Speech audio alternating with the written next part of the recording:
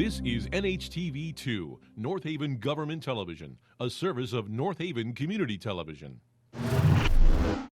The following program is brought to you through the support of the Town of North Haven.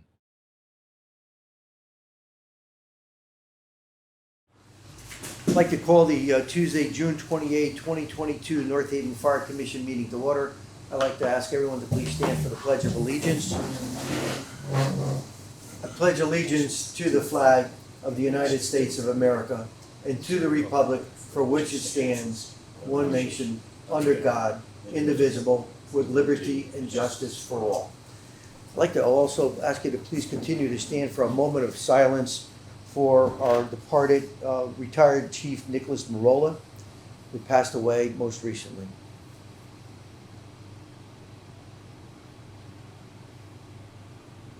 Thank you.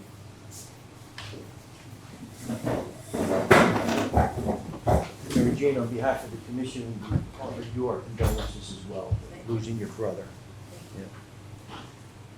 I'd like to ask for approval of the minutes of the May 24th, 2022 Fire Commission meeting. Do I hear a second? Second. Any question? All in favor? Aye. The Chief's report. Good evening, all. Just like to start off with alarms like we normally do. So kicking right off with 2021, at this time, we were at 2,211 calls. Year to date, as of yesterday, we were at 2,550.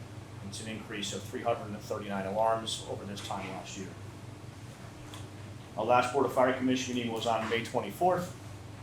So these below numbers are going to reflect a time period of May 24th through June 27th, again yesterday. So we had 26 responses to the highway in that period of time, 23 incidents in which the fire department either transported or provided ALS assistance to the hospital, 84 incidents in which just an ambulance responded and no fire resources, 54% of our calls were EMS related, and out of 546 incidents, 134 of which were overlapping, staying consistent with about 25% overlapping calls taking place.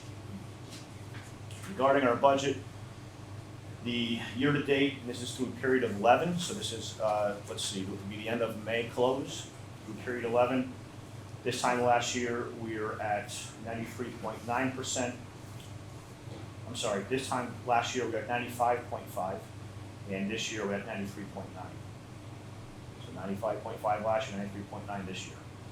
Since our May meeting, the fire department has collected just under $85,000 in permit fees, which brings our total for this fiscal year to just over $410,000.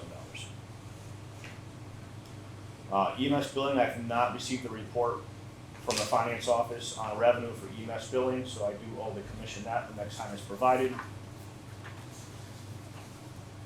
The Fire Marshal's Office report was provided to the Commission. It was in your packet.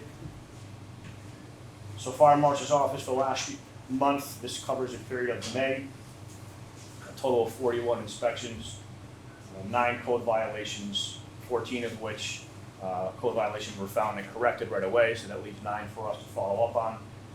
40 plan reviews and permits, 15 different public records requests, and 22 different public inquiries. Some of the more time-consuming items are listed there, including a number of fire investigations. You see 4 different fire investigations there, 3 of which were houses. Underground tank removals, some fire drills we're closing out with the schools, and some various other commercial plazas that were keeping us occupied. And that's the fire marshal's report.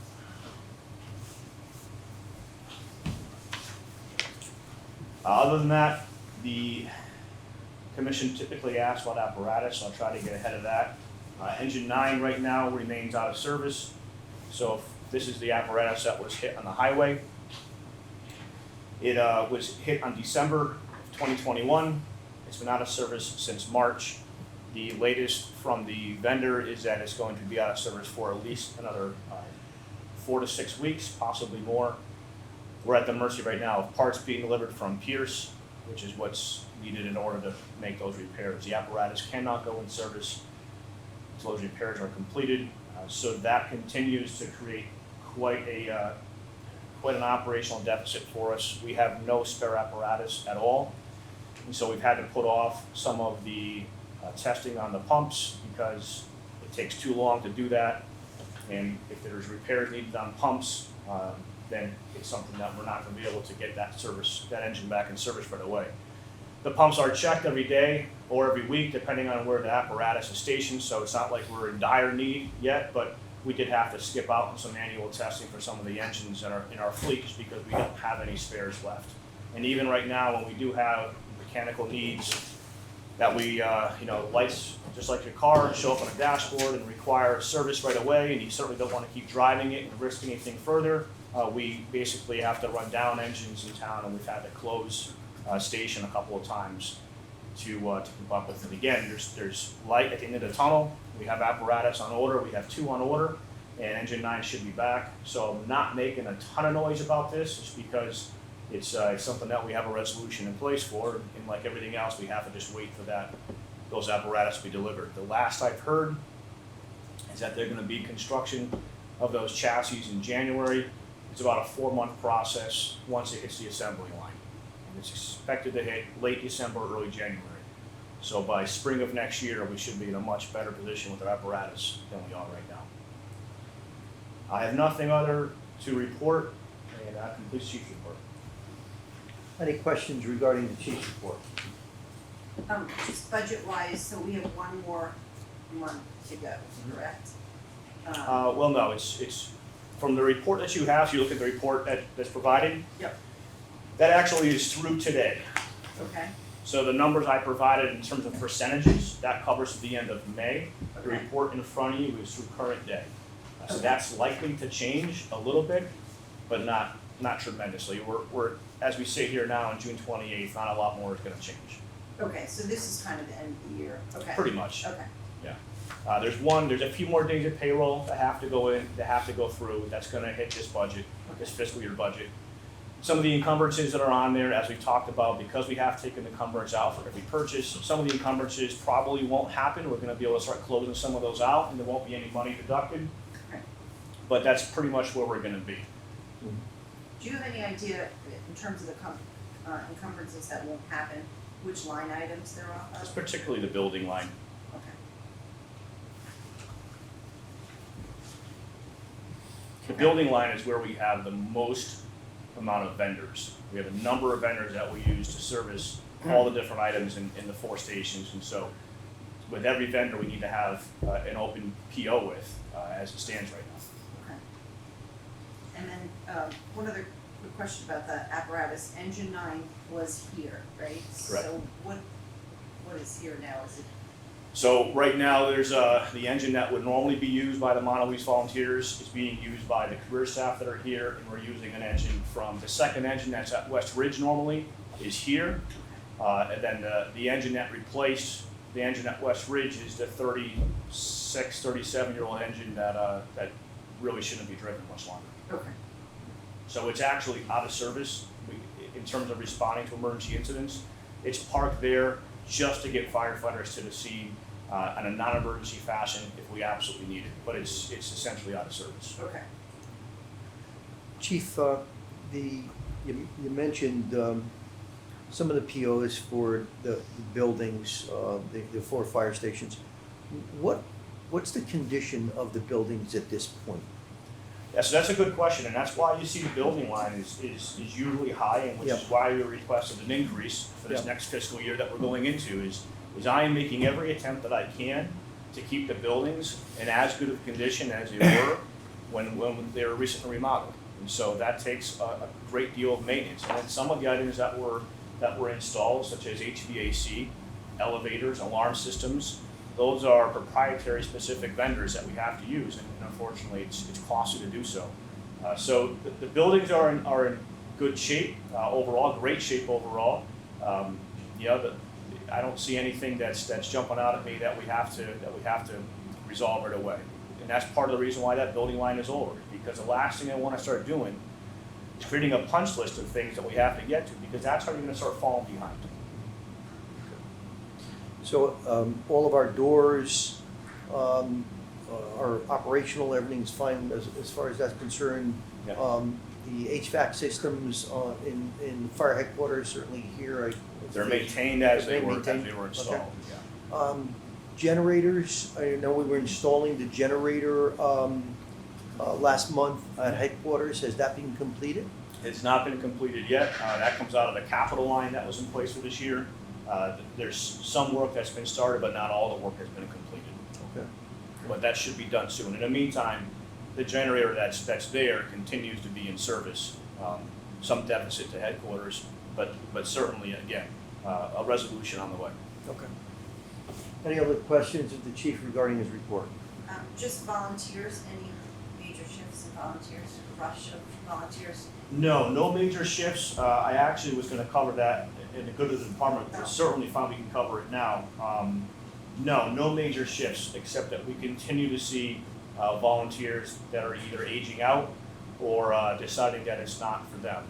We are at a critical staffing right now for volunteers. We are currently at 26 credentialed interior certified volunteers. 26. There was a time when each of the 3 volunteer stations had 35 each. And so and as I've mentioned to the commission in the past, the concerning part about that is that we don't have that many on probationary staff. So that the normal path for a volunteer is you express an interest and then you have to go through your series of training and a probationary period, and that usually lasts about a year.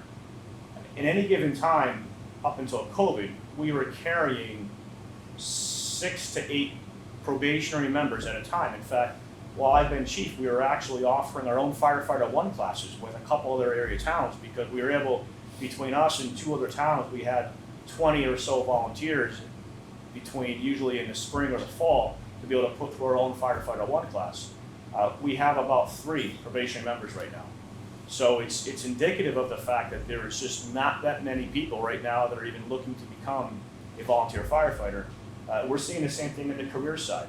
On the career side as well, and this isn't just North Haven, we participate in a statewide test. And so we're seeing those numbers trend down significantly as well. There are not anywhere near enough people that want to even be career firefighters anymore. So you certainly can see how that would transcend then into people that want to become volunteers. Chief, along the lines of Jen's question of volunteers, as of last month, this house now has all shifts covered with full-time firefighters. Has that had an impact on the volunteers here? On the volunteers, no, not so much. The volunteers here continue. It's a combination house. They're at about the numbers they were prior to. Maybe a few less, but there's no impact there. One has nothing to do with the other. It's strictly operations that this career staff engine down here is having an impact on. But we need to keep that in mind as we start moving forward. And I don't think that many people in town necessarily realize the volunteers are not an ancillary support system to the department. The volunteers were built into what we would call our first alarm assignments. In other words, when a fire comes in, it is the volunteers and the career staff that are being dispatched. And in the absence of available career staff, it is the volunteers who are going in place of the career staff. And so it's not like we would call the volunteers only when we need them. We need them every time they're dispatched. And so it's becoming a little bit of a concern as we begin to watch this trend and see what's going to happen. And we're not unlike any other town. I address this way because I was at a meeting earlier today with a number of other chiefs, and the chief from Guilford even said they're down to 16 volunteers in Guilford. And Guilford was similar to North Haven at one time. Mm-hmm. So it's just like this everywhere. Just piggyback off of this house being fully staffed now, there was some data that we were looking at getting that we couldn't get until that happened. Or is that something we'll be able to start in a long period of time, do you think? Yeah, so what I was able to do for a while was provide you with data that showed it was a no fire unit available. And so we've put that back into the CAD system. I'm just running it a few times to make sure that there's a high degree of reliability on that data before I start to share it. And so there were a number of changes made to the CAD system. and CAD system being the computer-aided dispatch system that dispatch is using. When we brought an engine online down here, and we changed a number of things because of the EMD and calls, that entire computer-aided system was reworked. And prior to that, we were able to use basically a call sign to show that there was a fire apparatus that was needed that was not available to respond. That's been built back in now, but before I'm able to share it, I really want to test it a few times and make sure that before I start sharing those numbers that they're valid. Okay. So you But think we're working on it. like a month or so before that happens? I think so, Okay. yeah. I was actually looking at it today, but I just wanted to give it some more time. Okay. Any other questions of the chief regarding his report? Correspondence. Chief, I know that you've received the correspondence from Deputy Chief Martis. I don't have a copy of it here. Sure. But, I had it in my phone, but Okay. thank you. I know you offered it to me. Yep.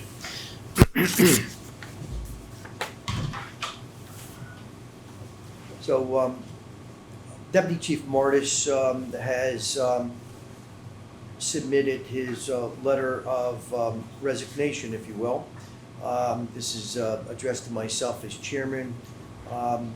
It is with mixed emotions that I submit my official resignation from the position of Deputy Chief for the North Haven Fire Department effective June 30th, 2022. As you are aware, I've accepted another position outside of the fire service. While I'm excited for the new opportunity and what it presents for my family, I will dearly miss the department which I have so loved for 24 years since being sworn in as a volunteer firefighter in 1997. I am grateful and humbled by the opportunities this noble profession and my hometown have granted me. As a third-generation firefighter in North Haven, I grew up around firehouses in town. All I ever wanted to do was ride on Engine 4 as a volunteer. The balance of my career was a bonus. We should all be proud of what we have accomplished for the residents and visitors of our town. Under the leadership of Chief Januszewski, with unwavering support of this commission and the strategic vision of our town by Michael Frieda, we have worked together to make people safer, to save more lives, and to do it with greater efficiency. I'm proud to have played a small part in that achievement. Thank you and stay safe. Sincerely, Scott Martis, Deputy Fire Chief of Operations.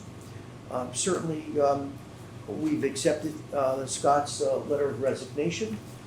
We congratulate him on his new endeavor. He has made his mark in life. He's made his mark on this fire department.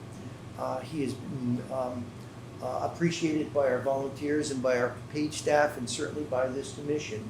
And he contributed his skill and expertise with the transition from not only improvement of dispatch, but certainly our PSA transition and the implementation of our paramedic program, and certainly the billing and the collection services. So he has absolutely been an outstanding servant to the residents of this town, and he is appreciated by us as a commission, and certainly on behalf of our town. We thank him and we thank his family for the dedication and service to the town of North Haven. Chief, comments? Yeah, you know, Deputy Chief Martis had every intention of joining us by Zoom tonight. Unfortunately, he's in a conference out of state tonight, and this came on kind of fast for him, so unfortunately he wasn't able to balance both schedules. But his legacy for this department will be defending the town in obtaining the PSA, because he played a huge role in that. He and I were in Hartford quite a bit in prepping and strategizing for that, and a series of meetings that took over a year and a half. And so I agree that his mark on this department will be the fact that he carried this department and prevailed in the end, and set the path for other departments to follow suit. So we're going to miss him, and we wish him the best of luck. We really do. Thank you. Any other comments, Commissioners? Any other correspondence? I have just, I want to thank all the firemen that stood for an honor guard at my village. It's really appreciated. We get a thank you note. So, It was our honor to do that, and Chief, thank you for orchestrating and coordinating that. I know you offered the family a variety of different honors, and that is the honor that they chose. Again, we had a moment of silence for Chief Marola. Certainly, he's made his mark on our department as well, we continue to grow this department, and each person who contributes, we grow upon their skill and expertise. So, again, our condolences to your family. We thank the chief for his contribution during his tenure as chief. We need to continue to grow our department. And we have an opportunity now with the resignation of a deputy chief to begin the process to bring a new person on board to fill the position of deputy chief. So it'll be a task that the chief has already begun to consider, and we've got all the mechanisms in place to do so. And our commission will play a valuable part in the next steps of growing this department. Yeah, at the risk of bringing it up again, I'd rather just discuss Chief Marola's impact on the department now. So Chief Marola was, I think I was his last hire before he departed as chief, and he was a remarkable person. He joined the department in 1967. He was one of the original 7 career firefighters for the department. And so he was promoted to assistant chief in 1989, deputy chief in 92, and then became chief of the department in 97, and retired in 2003. So he served 36 years as a career firefighter for the town. So, of course, when we learned of his passing, reached out to the family, and being a past chief of the department, he was entitled to any number of privileges, and we're happy to have played a part in the procession and the services, and our condolences to the Marola family. And Chief, when I first came on as a commissioner, Chief Marola was the chief. Yep. And I vividly remember riding in his car, visiting the various volunteer houses and headquarters, and he just showed me Sure. what was going on. So it was, you begin to think about all of these things when someone passes, and he took his time to help guide and usher me in as a commissioner, which I deeply appreciated, having no fire experience whatsoever, strictly coming from the business sector. So he's made his mark on life, and his family has a lot to be proud of. So thank you for those kind words, Chief. Yeah. All business of the fire department. I'm not aware of any. New business.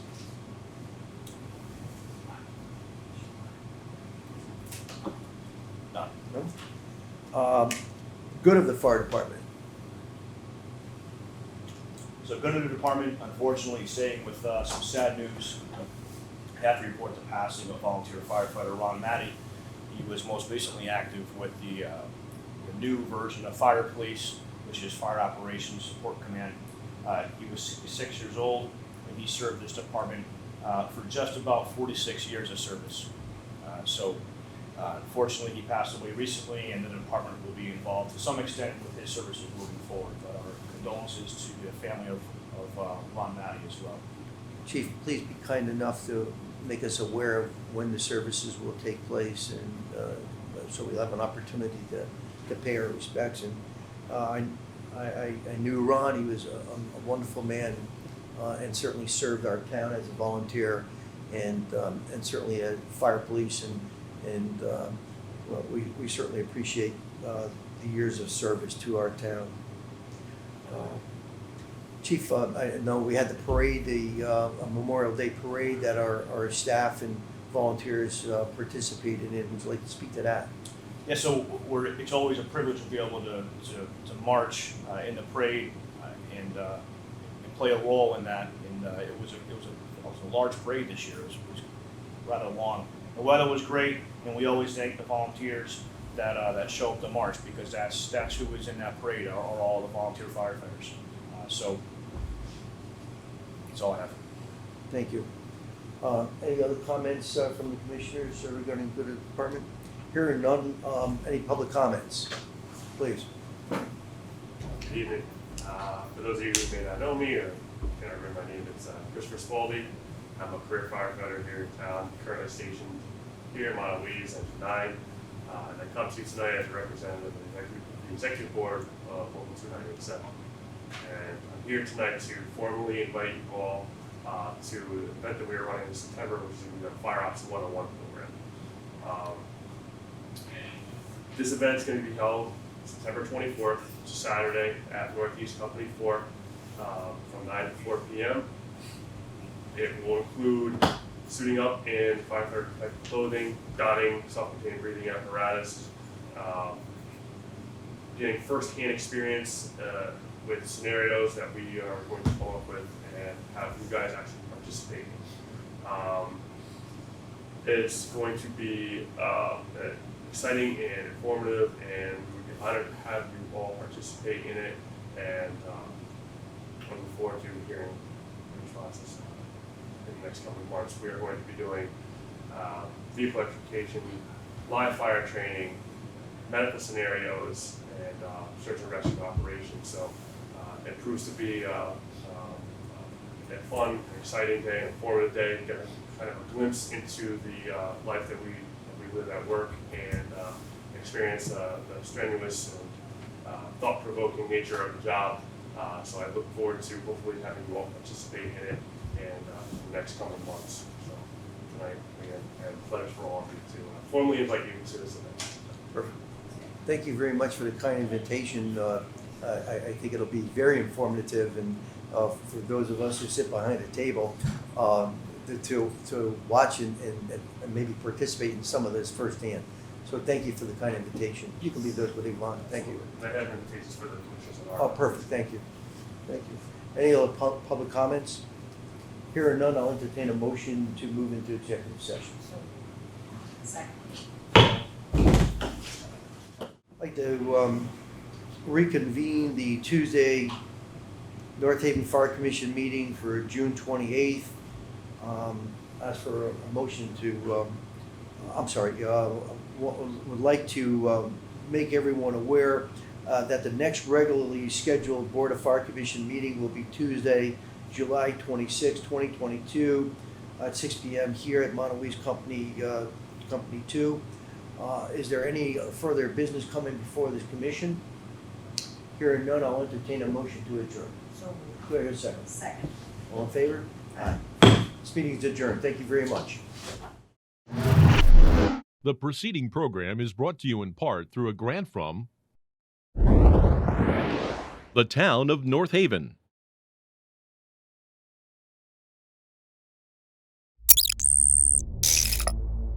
Watch town meetings or other videos on demand at nhtv.com.